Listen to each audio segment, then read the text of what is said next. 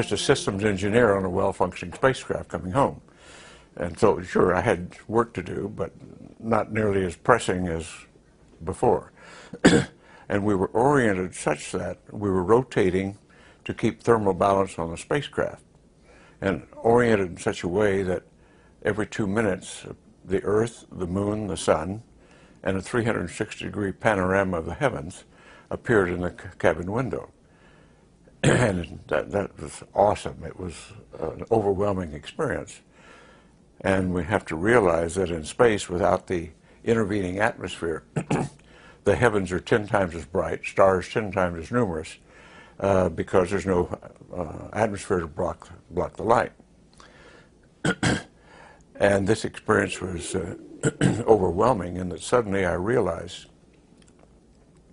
from my studies in astronomy, that the molecules of my body and the molecules in the body of the spacecraft and my partners were prototyped or manufactured in an ancient generation of stars. And instead of intellectual knowledge, it was a visceral experience, a visceral knowing, accompanied by an ecstasy. And I never had such an experience, and I didn't really know what it was. And this experience continued for 3 days coming home whenever I got a chance to look at the heavens. And after I came back, I was so profoundly, well, not concerned, I was amazed by this experience, that I started looking in the science literature and found nothing to explain it, and in the religious literature and found nothing. And I appealed to professors over at a nearby university, at Rice University, to see if they could help me find in the literature anything that would help describe this experience. And they came back a couple of weeks later with the idea of that they found in the Sanskrit called samadhi, or salvakapa samadhi. In particular, that means you see things in their separateness, but experience them viscerally and emotionally as a unity, a oneness, and accompanied with an ecstasy. And I said, yes, that's the type of experience. And then I went on to research over a period of time other traditions and different cultures. And of course, you find in the Greek the metanoia experience, and you find in the Zen satori, and in other traditions they call it different things, but it's the same type of transcendent experience of where you're catapulted out of one state of being into this state of ecstasy and bliss, where you realize everything is totally interconnected. And that was the essence of that experience.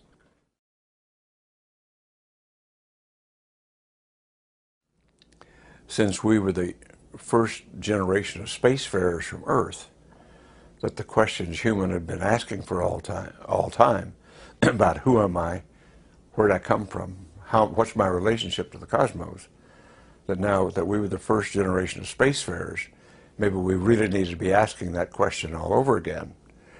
And my answer to that was to form an Institute of Noetic Sciences and to use the tools of science to understand consciousness, because consciousness had not been a proper subject in science for 400 years. And I thought now that we had quantum science perhaps, and spacefaring, that perhaps we ought to readdress that subject. And that was the, that was the basis of starting Noetics.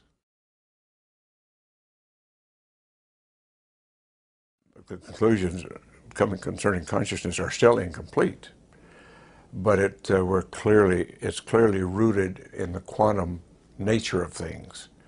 And for the last 80 years of the 20th century, the physicists have insisted that quantum mechanics only pertained to subatomic matter, and they continue to adhere to the Cartesian dualism that said body, mind, physicality, spirituality are different realms of reality that don't interact. And it turned out to be dead wrong. It's just not the case. That the quantum entanglement phenomena causes effects at all scale sizes of nature, not just a subatomic realm.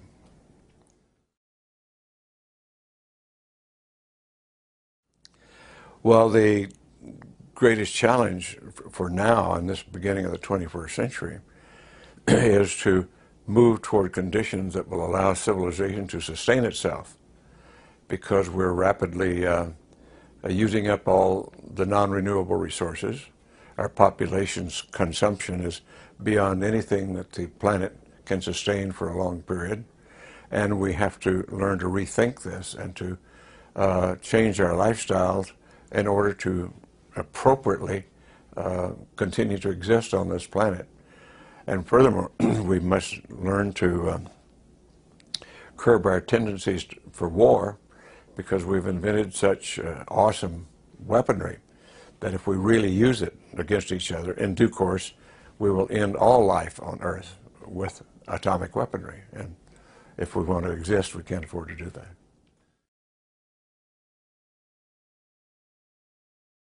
Well, we don't know nearly all we would like to know, but certainly life in the universe seems to be ubiquitous.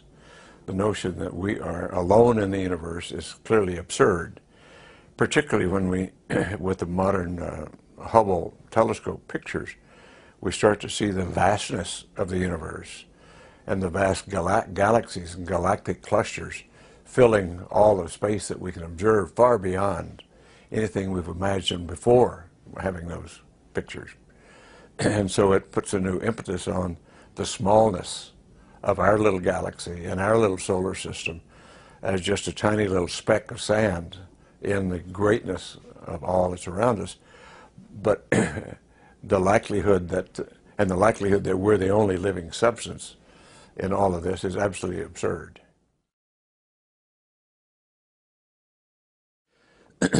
Well, my opinion is based upon primarily not my personal experience, because I don't have any personal first-hand UFO experience.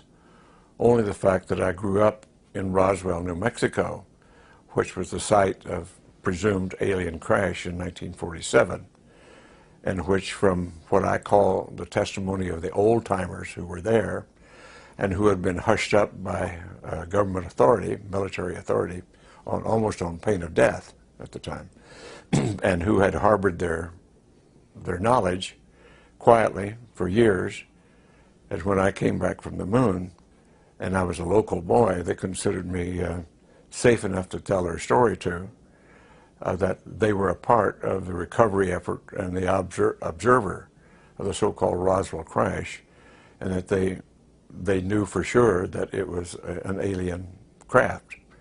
And subsequent sightings, subsequent evidence has reaffirmed all of that we are being visited and have been visited by alien spacecraft and alien beings. And our governments around the world have covered it up, but only recently other governments have started to open their files, except the United States has still not started opening its files. But most of the major countries in Europe, South America, that have these files, and in Mexico, well, Belgium, France, Brazil, and Argentina, and Mexico have opened their files. And the United States has not, and that's what much of our effort now is all about, is to get these files of the United States opened up for public inspection.